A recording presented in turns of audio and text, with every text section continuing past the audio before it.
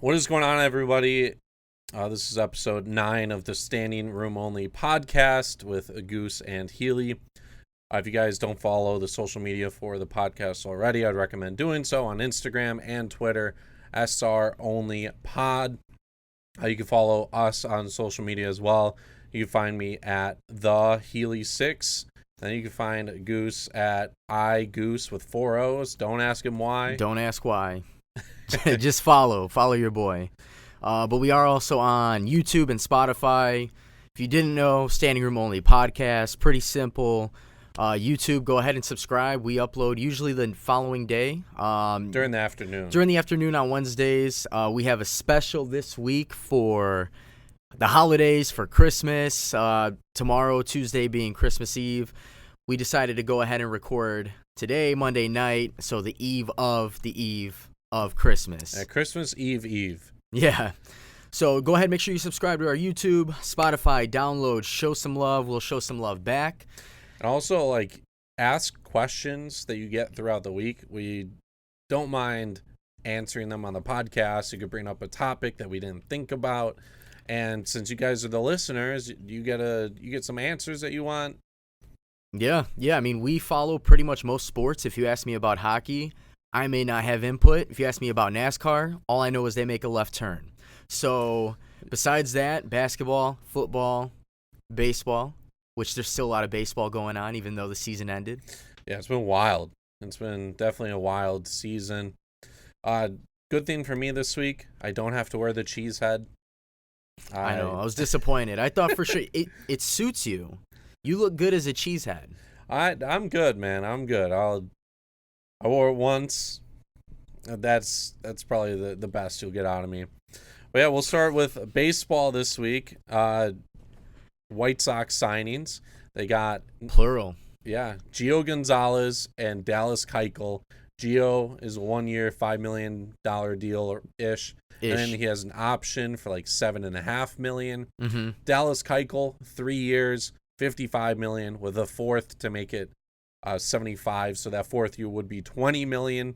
Yeah, they made it worthwhile for him. Keuchel is 31 years old. Still in his prime, maybe. He hasn't had a good year like he had a few years running with Houston. Still dangerous. Gio Gonzalez, we don't know. He's 34. I like the signing just because the White Sox really haven't had much talent that wasn't hurt, minus Chris Sale, who we got rid of, and Kopech, who was hurt. We don't really know what we're going to get. He's going to be back this year. But we do have a pretty complete rotation. Solid 1 through 5 for the most part. Our bats are not bad. We re-signed Nicky Delmonico to a minor league deal. I've been a fan of him. I know he's had his ups and downs. He has a lot of potential, but overall, I'm very happy. As a Sox fan, we didn't go all out and spend all of our money on one player like I was hoping we'd do last year with Machado or with Bryce Harper. To be honest, I'm glad we didn't sign them. So we got a lot more talent. We have a lot more options. Maybe playoffs. I don't know. Maybe not this first year. Second year, definitely. Yeah, from what I saw is they have spent $100 million on their payroll, which isn't a lot. That's not. They still have a decent amount that they could spend. Going to Gio Gonzalez, he had similar stats during the regular season compared to Madison Bumgarner in the 2010s. Oh, wow. And we all know how Madison Bumgarner is, how he gets praised. Gio Gonzalez was very comparable. I'm not saying he is Bumgarner in a sense, but he's underrated. Yeah, he's definitely underrated. He's a veteran. We saw him pitch, if I'm not mistaken, before Milwaukee, he pitched with Washington. Yeah, and so he's been around. Who knows what he's going to do in the AL, in our division, in the AL Central specifically. Cleveland's okay. They're pretty good. The Twins had a weird year. They were randomly good. But are these teams really capable? We saw Kluber. He's gone. And Lindor could be gone. Clevenger could be gone. Yeah. So White Sox are the next team up. Yeah. They're I think they'll definitely compete next year. And then Dallas Keuchel.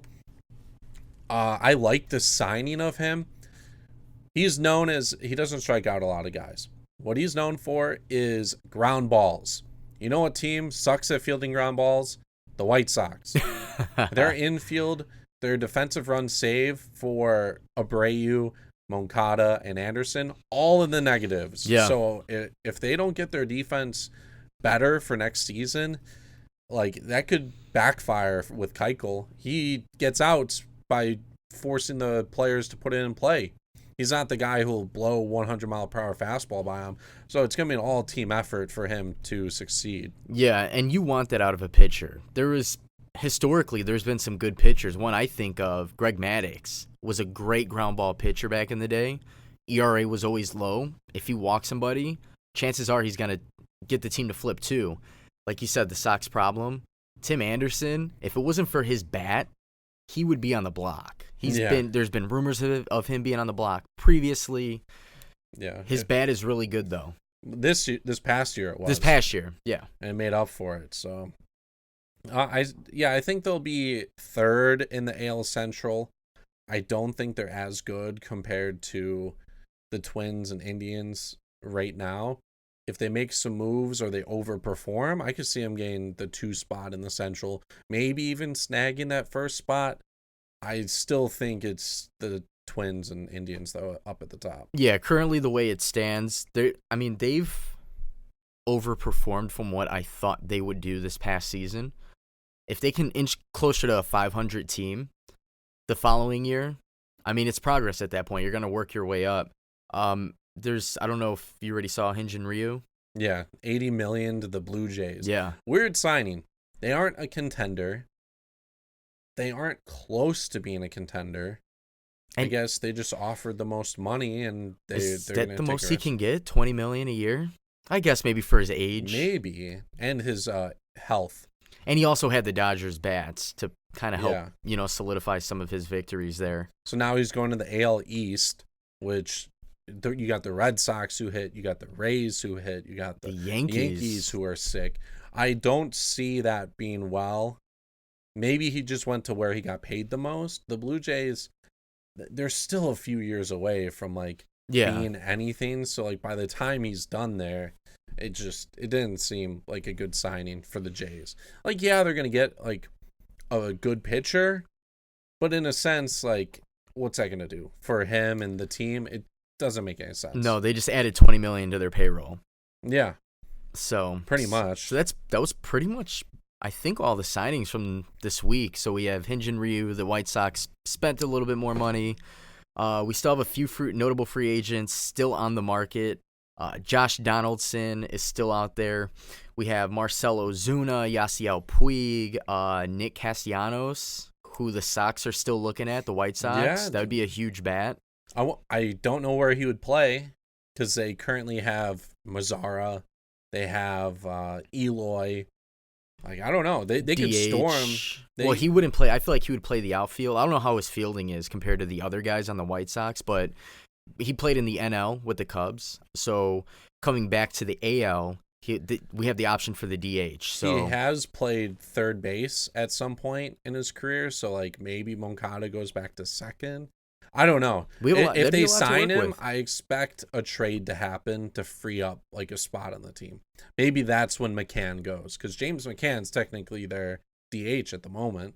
Yeah, he's their DH, and he's going to start for catcher when Grandal is tired or whoever. Maybe he catches for somebody in particular. But yeah, there's a lot of options, and that's what I love the most right now. The White Sox generally have been all over the place. Now I think we're at the point where I think Castellanos would fit in, and they would make it work if we can add another bat.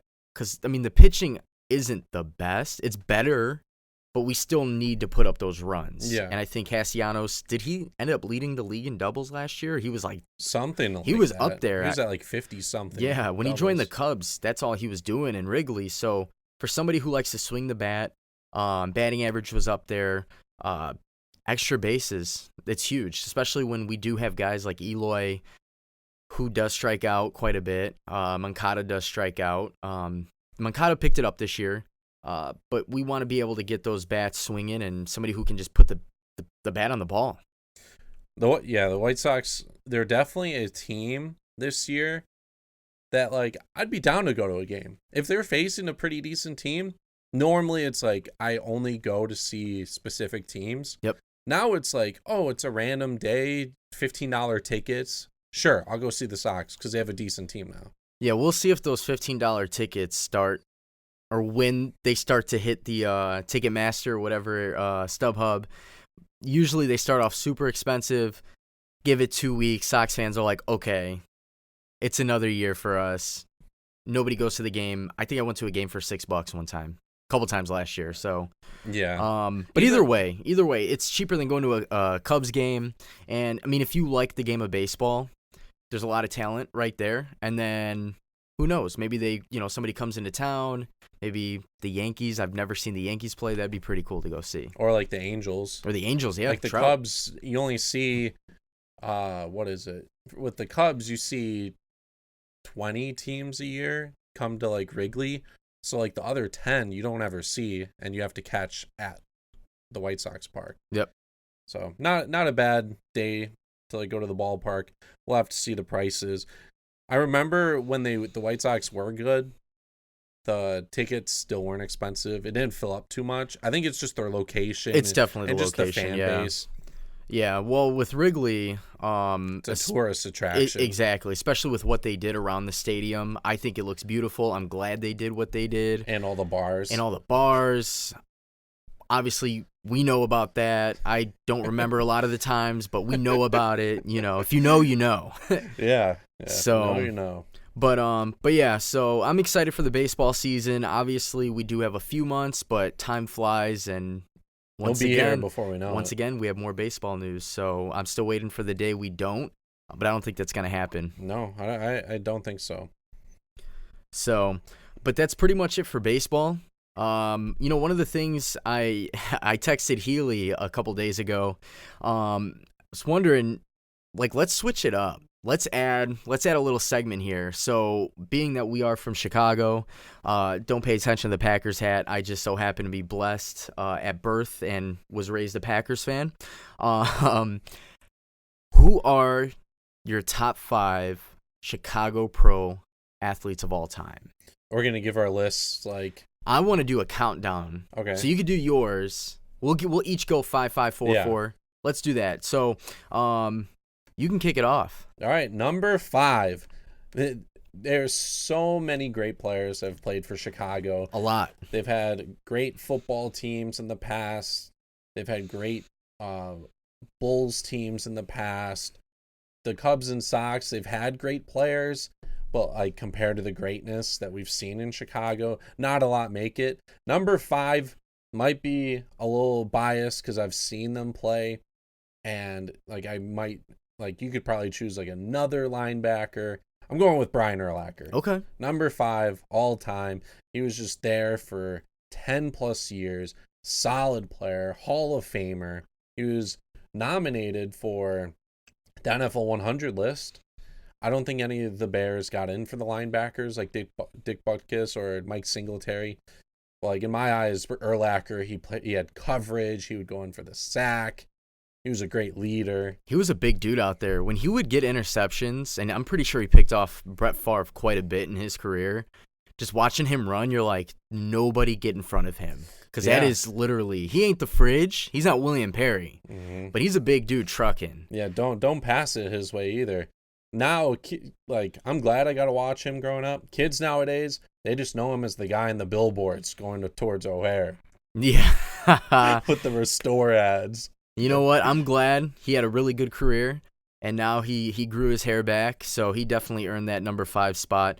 It's funny that you mentioned that. I was trying to put Urlacher in my top 5 list. He would have fallen as a wild card. If I did a top 10, he's in there. My number 5, only because he played in a different era and dominated, Dick Butkus is my number 5. Yeah, there's that linebacker that like. Yeah, he was brutal. He played in an era where there wasn't as many rules. He definitely put a hurting on a lot of people. I came 20-something years after he played, I would say, because he played in the 60s and in the 70s. I think so. But just watching his highlights, he was ruthless. He wasn't scared to play the game. Hats off to him. That's my number 5. I'll start with number 4. Number 4, it's a very sensitive subject for myself, and I'm sure a lot of Chicago fans out there. It's going to be the one, the only Derrick Rose. If he stayed healthy, I would believe that he would be one of the best to ever do it in this short span that he had before he tore his ACL. Was the most electrifying athlete I've probably ever watched in my life. I always said LeBron is one of the best basketball players I've ever watched personally. Athleticism, I don't think anybody in the league now or then during that time period really compared to Derrick Rose. John Morant might now. Oh, man. Did you see he almost... Yeah, we'll get to that. But John Morant, he has that athleticism right now. He's crazy. He jumps through the building. But that's how Derrick Rose was. Yeah. So that's my number 4, Derrick Rose. My number 4, Chicago Cub, Mr. Cub, Ernie Banks. Let's play 2. Yeah, Mr. Let's Play 2. He had 500 plus home runs, played shortstop, was I think a Cub for life. Like He played his whole career as a Chicago Cub.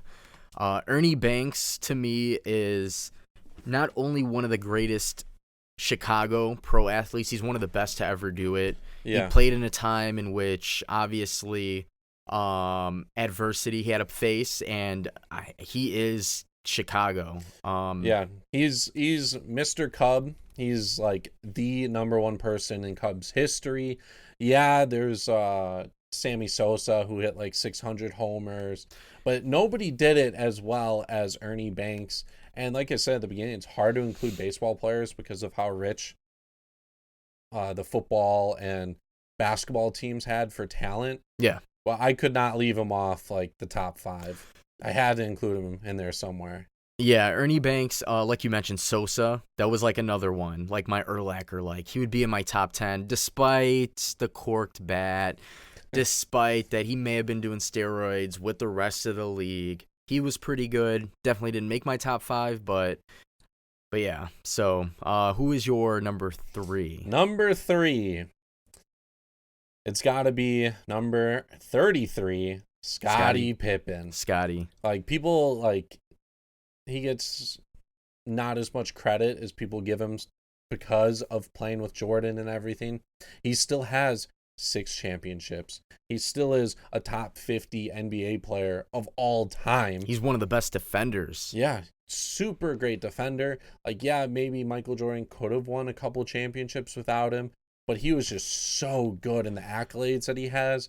I can't put him anywhere under number 3 for Chicago. 6 championships. That's a lot. Yeah. You know, my list does not include Scottie Pippen. Ooh. And as basketball is my sport, and it was tough because Chicago has had some great athletes, and baseball, I felt like I had to include a baseball player. You already said it. Ernie Banks is my number 3. He had over 500 home runs. It's not easy to do. He played his whole career with the Cubs.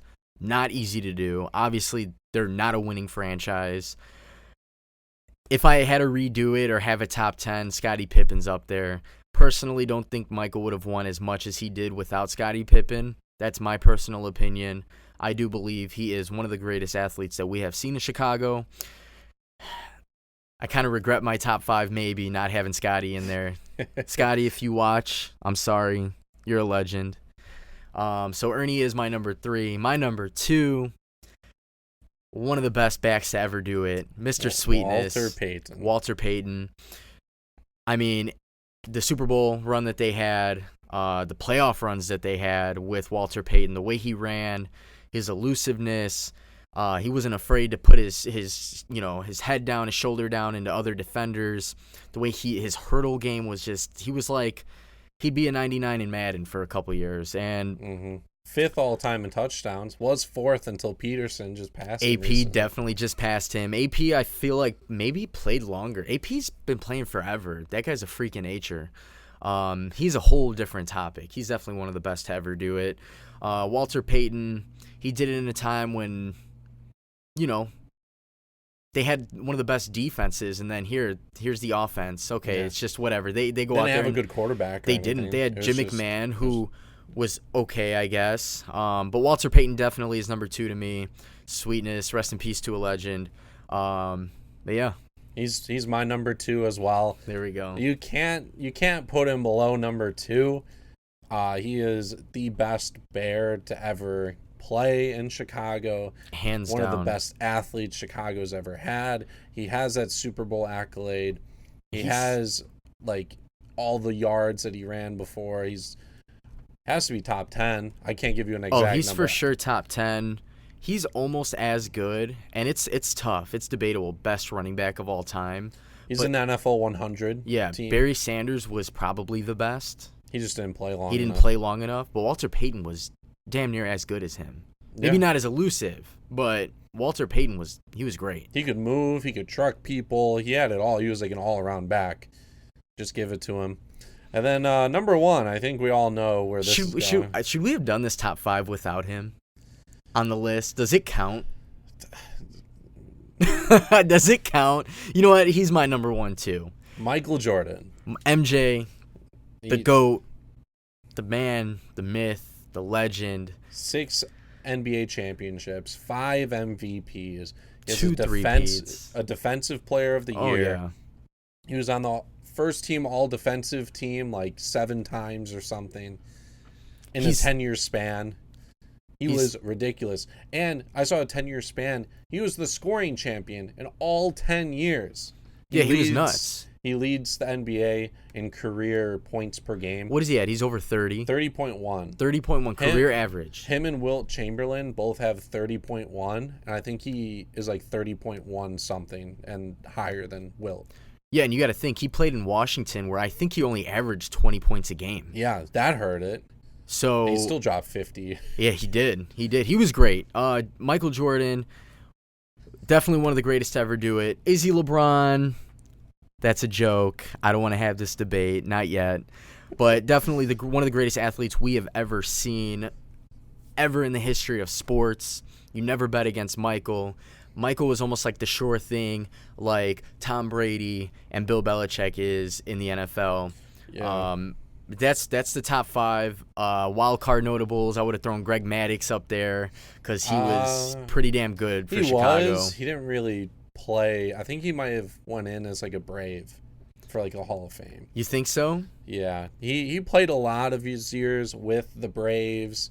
So like as great as he was, his playing time in Chicago wasn't as great. Fair enough. Mike Ditka maybe could be towards the top 5. Yeah, Ditka is a coach and a player.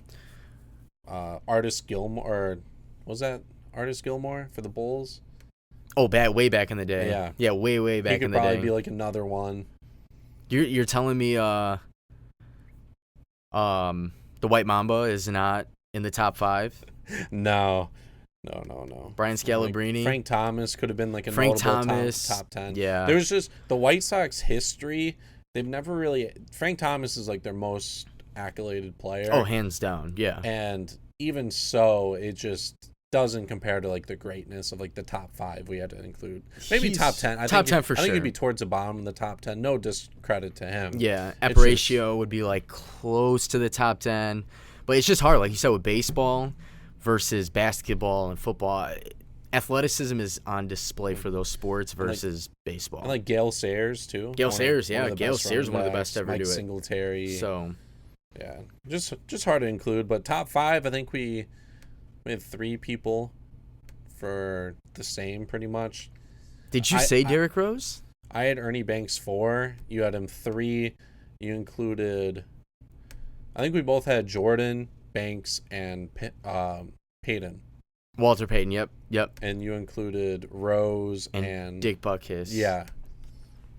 Derrick Rose is one of the greatest athletes. I'm just throwing it out there. Yeah, compared to everyone though in Chicago. I know it's tough. It's a crowded backfield as they call it, right? So that was a fun little segment. That's our top 5. If anybody listening has their own top 5 for Chicago to combat that, let me know. I'll put my top 5 against your top 5 and we'll run it one day. We'll run it. Line them up.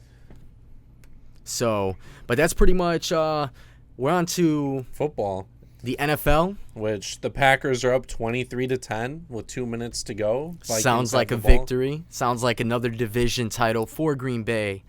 Leaders in the NFC North. They're back. They're better than ever. They're badder than ever. They got a defense-ish. I'm not going to praise them. I'm still scared for them in the playoffs, only because Aaron Rodgers is not the same Aaron Rodgers that we've seen in previous years. But it's nice that they're back on top. Minnesota they're playing for the division. Minnesota has the other wild card spot, if I'm not mistaken. Yes. So with the Rams' loss. I think they're in, regardless. Yeah. It's just, it was fighting for the division. So Yeah. if they would have won, they would have had the division spot. They maybe could have had a bye spot as well. Just kidding. They would have been 1 game back. But now the Packers are going to be... They're going to get the first round bye. Well, they're potentially. They're tied with the Saints and 49ers at the moment. So, yeah, the Vikings, they're going to be the 6th seed from what it looks like. 6th seed, so they're going to play... With 10 wins right now, they're going to be the 6th seed. Just imagine if the Bears just lateraled that ball with no time left, 7 yards away. They win. The Rams end up losing.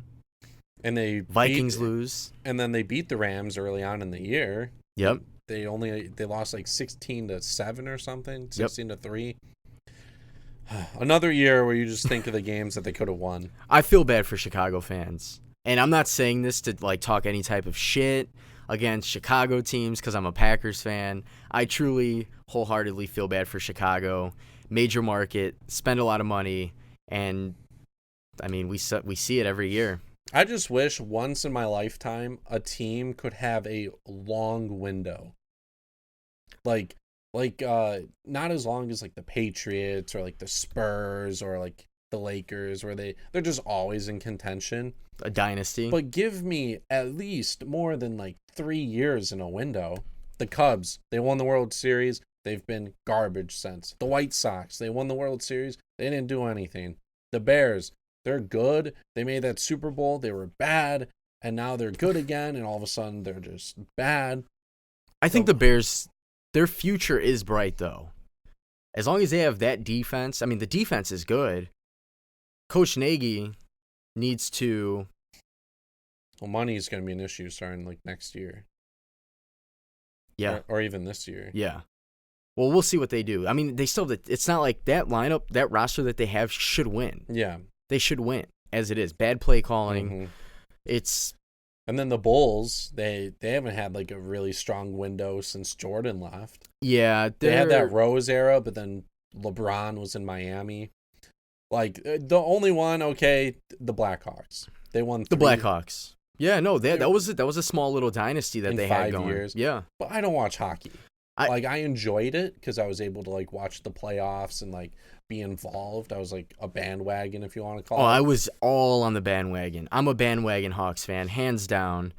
When playoffs come around, I mean, I have nothing against hockey. Hockey's a tough sport. It's a fun to watch when the games matter. Yeah. When the games don't matter, I'd rather watch E-News.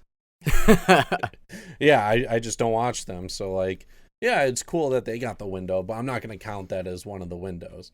I would really enjoy, like, the Ravens look like they're going to get a large window. The Packers have always had a window with their quarterbacks. Yeah, they've just like give me a team where every year in and year out I can confidently be like, all right, we're gonna make the playoffs. At least a wild card spot at the bare minimum. With the Bears last year, I thought for sure I was gonna see the end because Aaron Rodgers is getting older. That Packers would be the ones fighting for wild card every year from here on out.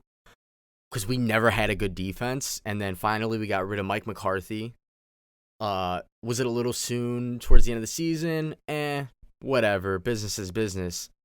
And they spent money in the offseason on defense, which they historically don't do. They love to draft and just use and those grow. Guys. Yeah. And that's it. They don't like spending money. They don't. Clay Matthews, they let go, which I think was time. Yeah. Great athlete. We already got rid of A.J. Hawk a few years ago. We had Blake Martinez come up through the system, who's incredible.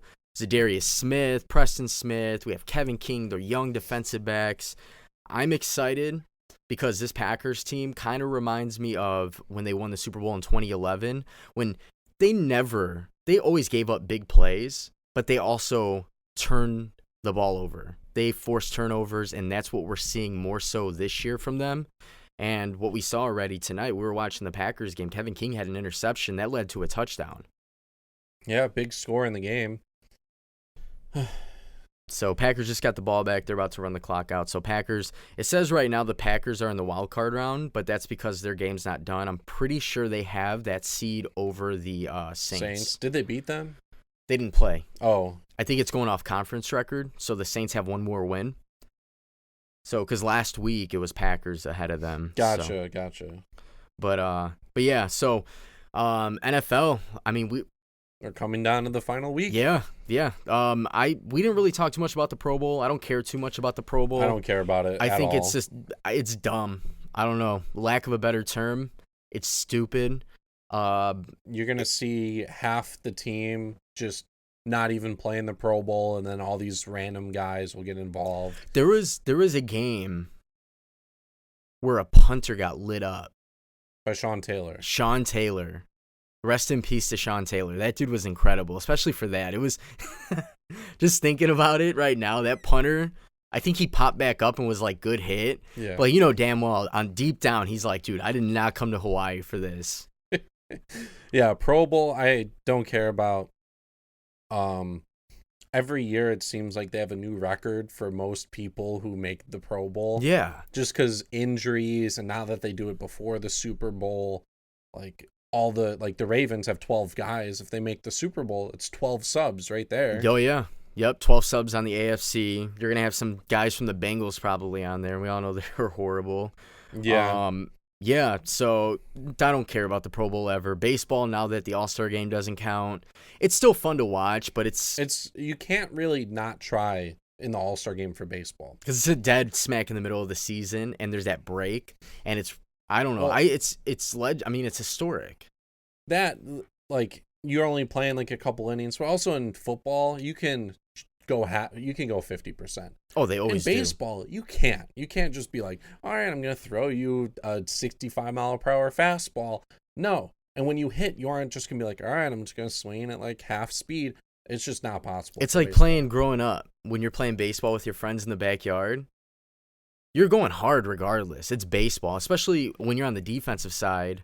For one, if I'm pitching, my pride is through the roof, and I'm going up against one of the other best bats, and I'm only throwing 15 pitches.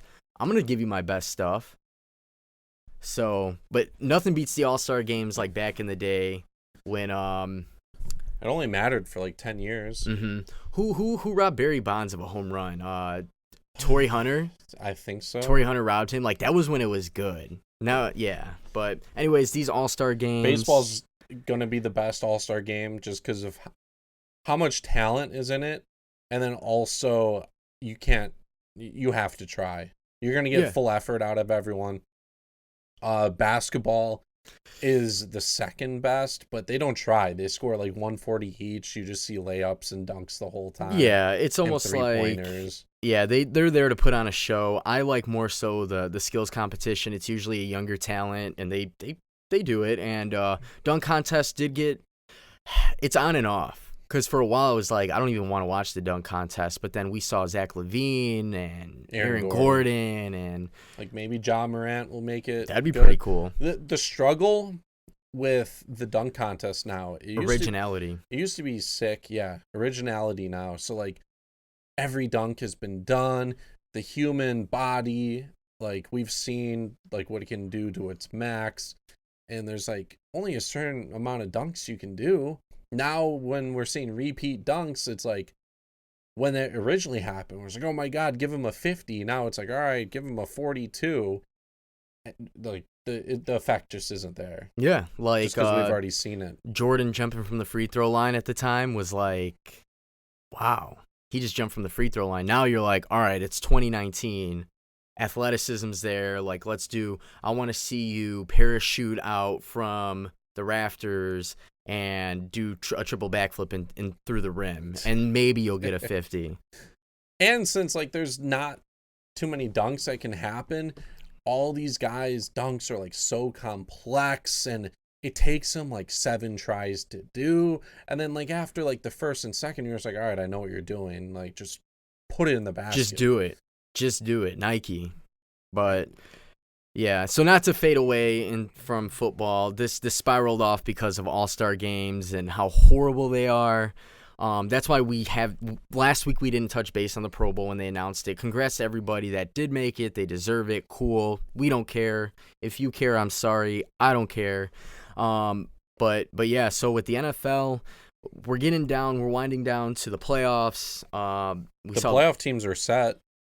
All playoff teams except for there's one more wild card spot for the Titans are in a wild card spot, but it's not clinched. So Steelers and Raiders mathematically can take that wild card spot from the Titans. And technically, the Eagles and Cowboys, I thought the Eagles clinched. Did they not one clinch? Game up? They might have. I don't know. That's interesting. I thought, but with that win that they clinched, but it might update after the week is over. Yeah, it very well could. But either way, we pretty much have a playoff picture. We don't know who's going to have the first round bye yet for both conferences. We know the Patriots. Our Patriots and Ravens both have the first round bye. In the NFC, if the Patriots lose, then the Chiefs would get it. If the Patriots are playing the Dolphins. If the Chiefs win. Yeah. So the Chiefs cannot lose. Yeah. So, but yeah, you're right. And pretty much. The Chiefs, nobody's talking about the Chiefs. Nobody's talking. They're a quiet 11-4 team. And you witnessed firsthand yesterday. I watched the Bears get demolished by Patrick Mahomes. It was a great game to attend because I got to see Patrick Mahomes. Like, not a lot of people get to see that. And it would probably be great to do so, like, if you have the chance to ever watch him play because of how great he will be in the end. Going to the Bears game yesterday, seeing them lose 23-3. The offense for the Chiefs just demolished the Bears defense, and then the Bears offense couldn't keep up at all with the points that they're getting scored with from the Chiefs. It wasn't fun. It was not fun at all. But at least I got to see Pat Mahomes. The dude's incredible. A lot of people forgot about him. I feel like nobody's really talking about him because of Lamar Jackson. Patrick Mahomes was the MVP last year. Patrick Mahomes had one of the best seasons out of a quarterback I've ever seen. Lamar Jackson obviously is doing what he can to top that. It's final week of football. I mean, who's your MVP pick? It has to be Lamar. He leads the league in passing touchdowns. He has 1,200 yards rushing.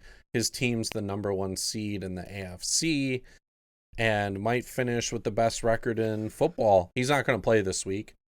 And so I think technically they are going to finish with the best record in football. Let's say if they do lose this week, they're facing the Steelers. They'd be tied with like a couple other teams. They'd be tied with the Patriots if the Patriots win and the Ravens lose. But the Ravens beat the Patriots, if I'm not mistaken. So they clinched the 1 seed. So they have the 1 seed. Which is why no one on the Ravens this week is playing. There's no point. There's no point at all. And they're facing the Steelers. Steelers, maybe they win, sneak into the playoffs somehow. Maybe not. But that's pretty much it. I mean, not too much really happened in the NFL. 49ers with a close game. Giants won. That Miami game was crazy. Yeah. Against Cincinnati. Miami was down 16 points. No, Cincinnati was down. Oh. Cincinnati came back, scored a last-second touchdown. Or they scored a touchdown, kicked the onside kick, recovered, scored a 25-yard passing touchdown to Tyler Eifert. Final seconds of the game.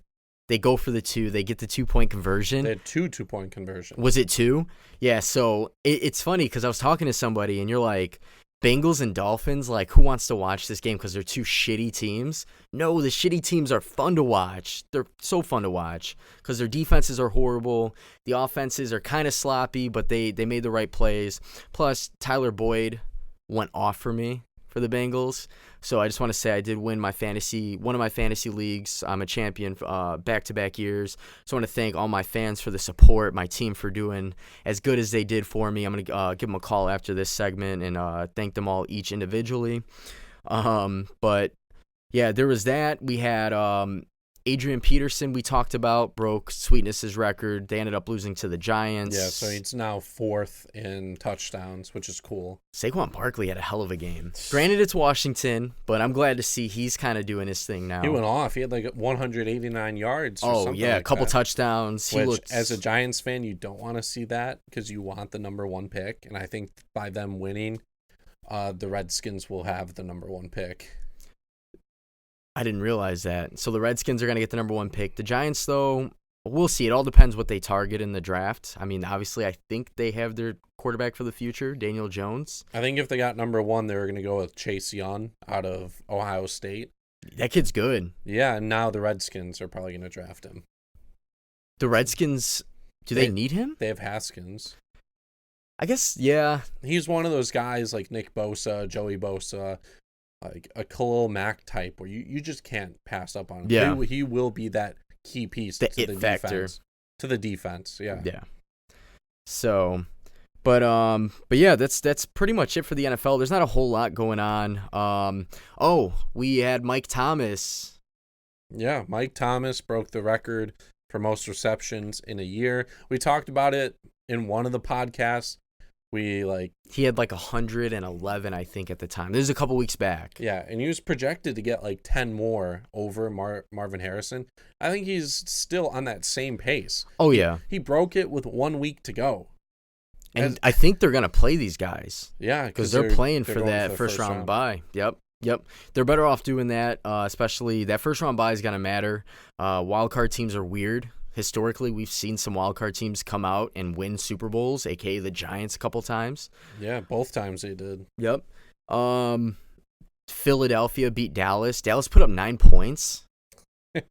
I don't get it. There goes the Dallas. There goes the Dallas chances, though, which is unfortunate. They had the division for a little bit. They just couldn't beat the plus 500 teams. And, yeah, they're probably going to be out of the playoffs. Jason Garrett, I'm going to assume, will no longer be the coach after this year. You just can't go with the disappointment and with their team makeup and just constantly lose like that. He's had enough chances, so I don't see at all him staying. Yeah, he's not the coach for this team. To be fair, Jerry Jones is not the right owner for this team. I feel like it all starts with him, but he's the GM as well. Yeah, so getting rid of Jerry Jones is not possible. Jerry Jones maybe having a conversation with somebody who might know a little something about something, saying, hey, let's target this guy for this reason. Garrett, he's not a bad. He's going to coach somewhere else in the league. He should. I think he'll still remain a coach, maybe not a head coach. Yeah, I think some team will sign him for something. This Cowboys team, they've had some good runs. They have a lot of talent. I don't think Dak Prescott is, like I've been saying, a $40 million quarterback, but statistically, he's putting up numbers. Yeah. I think mainly because they're down. They're down. Yeah, they're always playing from behind. Zeke. I don't want to say Zeke took a back. Zeke actually ended up having a good year if you look at his statistical breakdown. But that was over, 15, 16 games. I think he broke 1,000 yards. Didn't do what he did last year. They didn't require, like they usually do with DeMarco Murray and all the other backs that they've had. They did pass the ball a lot. And I don't think Dak is really that good. I don't know. I don't know what their issues are. I mean, they put up the numbers. Their defense isn't that great. I think they should invest in the defense. But also, it's going to come down to the coaching. And Dak Prescott, 2nd in passing yards. Zeke is 4th in rushing yards with 1,200. 1,200 yards. Okay, so he had a good year.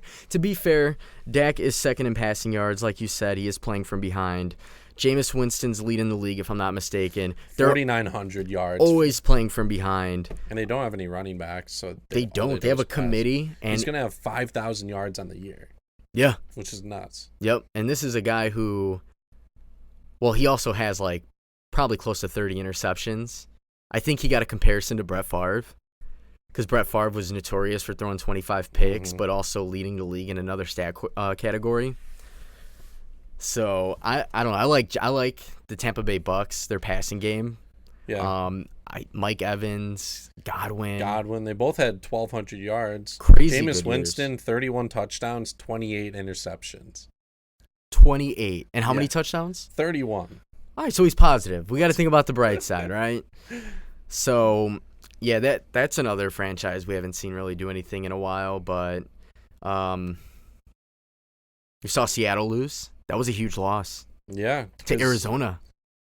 And now they have to rely on this game right here to have the number 1 seed and also have home field advantage. I think it didn't matter. Here's the thing. If they lost or won, it didn't matter. They still had to win this week's game. Yeah, and it's a huge game for them. They're going up against the oh-so-great San Francisco 49ers. In Seattle, though. In Seattle. And Seattle's they play really well at home. It's a Sunday night game. I'm excited. I'm very excited to watch this game. Who are we going to get? Are we going to get Jimmy G Jimmy G that had a shootout with the Saints? Or are we going to get the Jimmy G who played the Seahawks the last time and the Seahawks came out on top? It's all going to come down to Russell Wilson, too. Russell Wilson usually plays a pretty damn good game against the Cardinals. They put up 13 points. I was shocked. They didn't get DK Metcalf going. Carson, I think, got hurt in the game. Carson, I think, is out for the season. Yeah, there's talks this week. I don't know if you saw Marshawn Lynch coming back. They have 5 running backs out, and Marshawn Lynch might play this week. He's beast mode. If I'm them, sign him. Yeah. You only need him for the playoffs.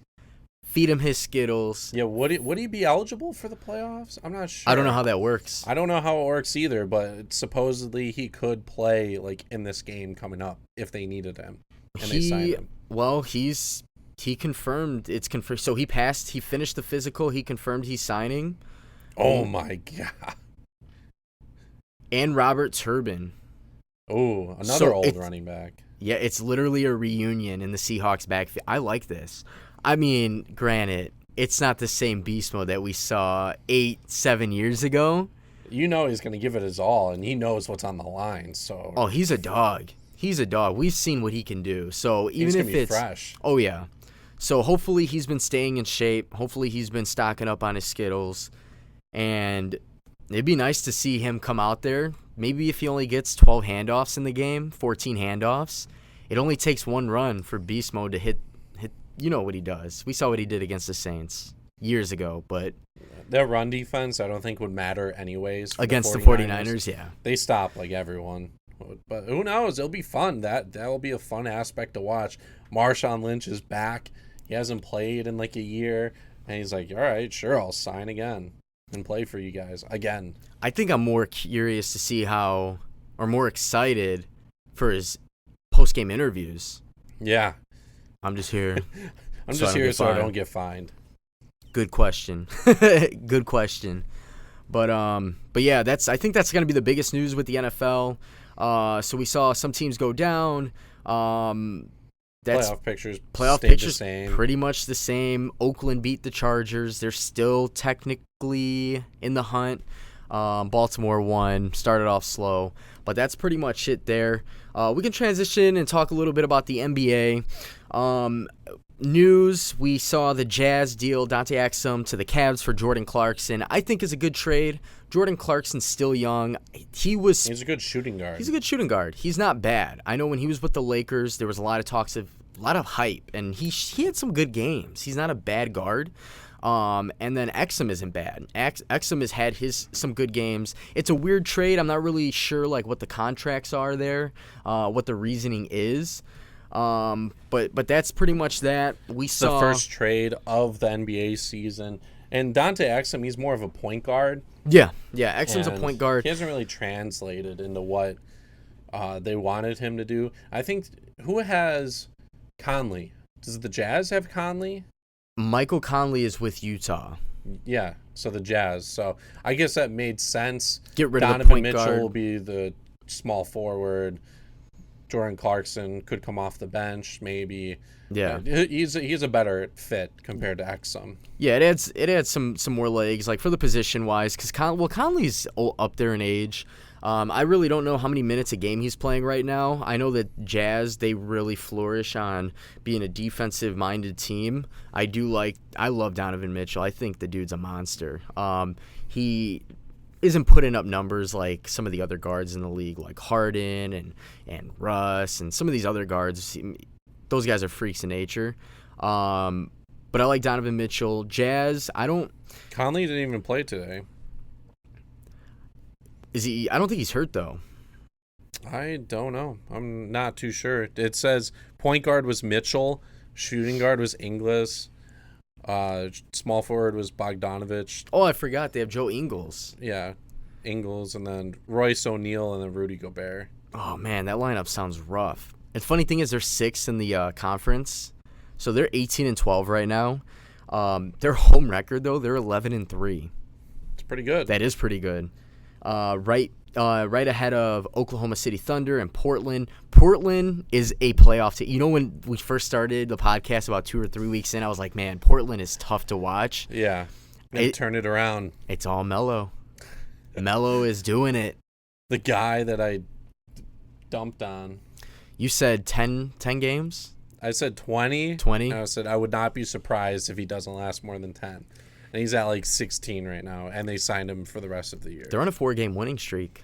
I like Portland. They can when they're lights out, they're tough to beat. I mean, we've seen it in the playoffs. They're 14-16. They're an 8th seed right now. I believe that they will make the playoffs. I don't know about OKC Thunder. They're actually like a weird team. They have some good guards on that team, aside from Chris Paul. Chris Paul, to me, is on his way out. Ultimately, the West got weak. A little bit. It's still super strong. Their top 4 is the best, top 5 even, because Dallas is really good too. It's just before you used to have 9 or 10 teams that were way over 500 and could beat like any team from the East. Oh, hands down. The East is still very weak, and it's just that there's more parity in the league now, and players have gone to different teams. Yeah, exactly. So, yeah, pretty much what you said there. A lot of guys join forces and teams. I like the bottom. I do like seeing Portland. I like seeing the Kings kind of floating around, the Suns, because they have a lot of good young talent. In another 2 or 3 years, I'm curious to know who the next big name is. Obviously, we know Luka is the next big name right now. Yeah. Giannis, Does Devin Booker get to that next level? He's a scorer. He's like a Zach LaVine type right now. Does he improve that much? We'll have to see. Maybe. We'll see. I mean, he's got a huge contract over there. He still has a few years left. I don't see how they don't continue to build around him. They're not that bad. DeAndre Ayton is I think, gonna be great in his career, as long as he doesn't get in trouble anymore. Mm-hmm. They just need to add some more talent to that team.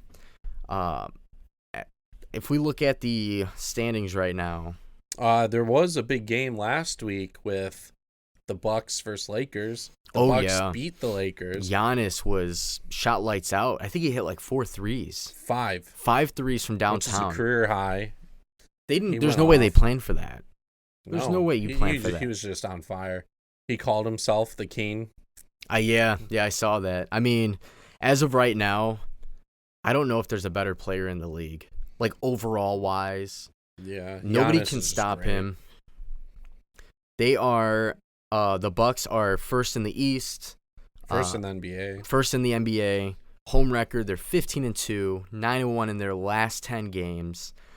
In their division, they're 9-0. There's very few teams that have not lost in their own division. In the East, we have the Bucks. Miami's 5-0. Miami's actually pretty damn good. I like this Miami Heat team. When they got Butler, I wasn't sure what was going to happen because they let Josh Richardson go, and I was a fan of Josh Richardson. He can score. He goes to Philly. Butler over in Miami. They have a couple good rookies. They got rid of Hassan Whiteside. So a lot of turnover. Yeah, but they're playing extremely well. These I'm young happy. guys. I'm happy for Butler. I think he is one of the best players in the game. He's just had some not so good team. I mean, Philadelphia was good, but that genetic makeup was horrible. It was horrible. Same with Minnesota. Oh yeah, Minnesota. Well, that was terrible too because everyone wanted to shoot the ball. Exactly. And I mean, personally, Andrew Wiggins is a scorer first. I don't think he's that good, but I feel like because he was making as much money as he was, I feel like he felt like he was the guy. And for Jimmy to come in and call out their whole starting four, whatever it was in practice, and to just score on everybody and beat them with the backups. And I think that was Jimmy's way of saying, I'm done here. Like, I'm not going to play here. Don't get me wrong. I love Karl Anthony Towns. I think he's a great basketball player. But for Jimmy, he needed to go somewhere like Miami, where he's the number one option. When he was the number one option with Chicago, this Miami team, it has a better build. Yeah. They have a way better build. Yeah, the Bulls at that point were like on the down slope, and D Rose was coming back, but he was still getting hurt here and there. And then him and Butler were like getting into it with shooting more and trying to score. And then the bench was weak then, and it was horrible. I mean, granted, they did make the playoffs, but again, the East, you don't need much. Like the Bulls, I say this every week, technically are a game, two games back. 2 games back. 2 games back from the playoffs. At 12-20. Yeah. And this is what I was saying. Like, I know I sounded crazy when I said the Bulls are a playoff team, but am I crazy for thinking that? Like, think about all the games they lost in the fourth quarter. How many games they've lost in the fourth quarter? There's probably at least almost 10 games where they just had a horrible fourth quarter, last few minutes of the fourth quarter, and they lost tonight in the second half. They went into the half with the lead. They just don't shoot the ball well down the stretch. But overall, they have the talent, and in the East, you don't need much. You need a starting 5 and a couple guys to fill in on the bench, and you have a good shot at making the playoffs. Has Otto Porter been out? He's been hurt. All right, so I think if he comes back, then they could maybe win some more games. I think so, too. You know, Porter was one of those guys where my first impression of him when he was with Washington, there was a play where he gave up. The Bulls were beating up on Washington pretty bad. They had John Wall, Bradley Beal, Porter, and Porter was giving up. His defense, he's a liability. But that was like his first year in the league, maybe second. And then after that, as Wall started to get hurt, or if Beal would sit, he would be relied upon, and he actually put up some numbers. The dude can ball. I think that he'll come back. He'll add. He's another scoring threat. He's another 3-point scoring threat, which is going to spread the floor a little bit more. And hopefully, I don't know, Lauri Markkanen gets going. I think he's the biggest X factor right now. And he's just not producing. He's not producing at all. We looked at the box score before the podcast. He had like 3 or 4 rebounds, like 3 or 4 assists. He shot 4 of 11. And 7 of his shots were from 3. Like, I don't get what's up with him. He's a 7-foot guy. He needs to act like one. He needs to act like that big man. He's not a small forward. Get some boards, get better footwork, and score down low a little bit, or get some more mid-range shots and put those up. Yeah, and I know he's young, so with these big guys, they don't put on size that fast, especially basketball players. They're constantly running. I think a few more pounds of muscle would help if you're not going to consistently be that 3-point threat. You know what I'm saying? Like, if you're not going to be the guy in the paint, the 7-footer that you could be, he doesn't have a turnaround jumper. He's not like Dirk, who came into the league and after a year or two was dominating. He needs to develop his shot. He needs to develop his identity. He shows signs. He's a good player. I think he's above average. Most teams would love to have him on their team. But he's got to get going, and like I always say, it comes down to Boylan. He's the one calling the shots. He's like turning into a Nikola Mirotic, which you don't want from him. Oh, why did you drop that name on me? Oh, man. Mirotic coming into the league when we brought him because he was playing overseas. He was a Bull, and we brought him over. Our media convinced me that we were winning every type of championship in every sport possible, and he did jack shit. He wasn't bad, but he wasn't. He wasn't the player he was projected to be. Exactly. So we'll see. Markkanen, I think, has the potential. Wendell Carter looks nice. Gafford coming off the bench. It's a block party every time he's in. I go on and on about the Bulls. I think personally they do have a lot of talent. I won't talk too much about them, but just know that they are going to make the playoffs in this horrible, horrible conference that we call the East. Besides that, there isn't really much going on with basketball other than the Lakers have lost 3 straight. Without LeBron. Oh, without LeBron. Yeah, LeBron actually has missed, let's see. So they have lost. Anthony Davis played in their last game. I'm looking at a headline right now. It says LeBron, Davis, both questionable to play on Christmas. No way. And they're playing, who are they playing on Clippers. Christmas? Oh, well, go figure. The Clippers are always questionable. We got Kawhi Leonard questionable. He's missed 9 games already. He wasn't hurt. I guess it's smart because they're technically in the playoff race. They're in the middle of the pack in that top 4. So I guess why force it? But I don't know. As a fan, I'd be pretty pissed. Paul George is back, and he's playing pretty damn well. I think when it comes down to playoff time or closer to the playoffs is where we're going to see more consistent playing time for these guys. And I still don't think there's a better duo than defensively than not LeBron, Paul George and Kawhi Leonard. Now, offensively, Anthony Davis, LeBron is... They're all around, they're better. I almost think they're better than LeBron and Wade. Yeah, I would say so. Wade was like starting to get towards like the decline. And also Anthony Davis, one of the best big men in basketball. And he's still young. He has the handles. He can score from anywhere. He jumps through the roof. He's unbelievable. Yeah, he's Chicago product. So, yeah, I really don't know. Like the Lakers, if anybody listened to last week's, the Lakers are my prediction to go to the finals against the Bucks. I have the Lakers winning. Only because you can match up LeBron or Anthony Davis statistically in a game against Giannis. Who else do they have?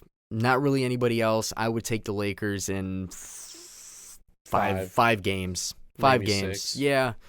That's if Giannis really plays lights out.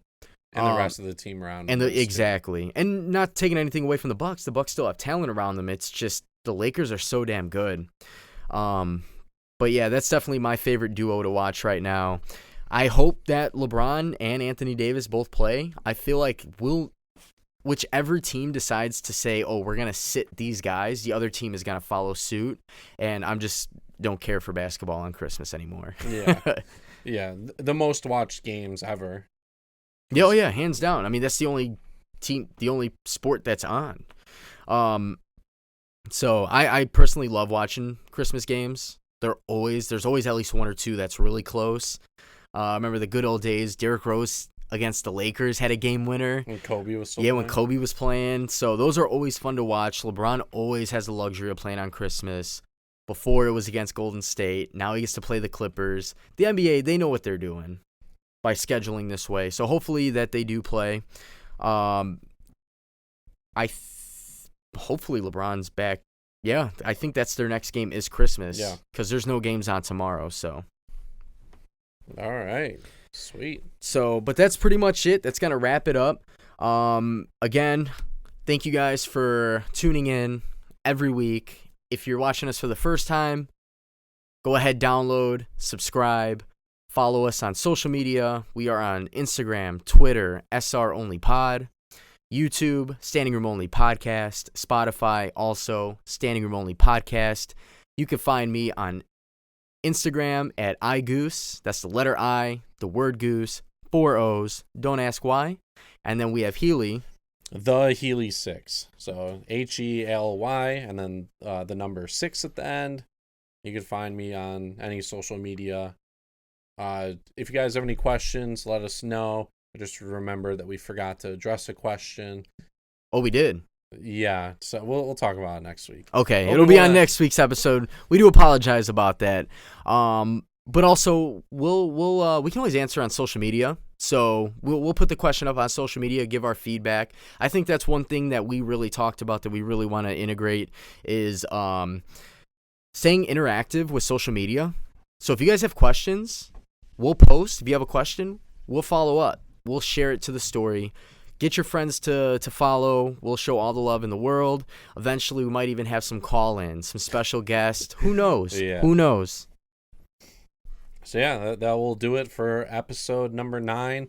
Same thing next week where the episode will go live at like midnight on Tuesday instead of Wednesday. And then the YouTube video will go out in the afternoon as well. Yes, so, because of the holidays tonight.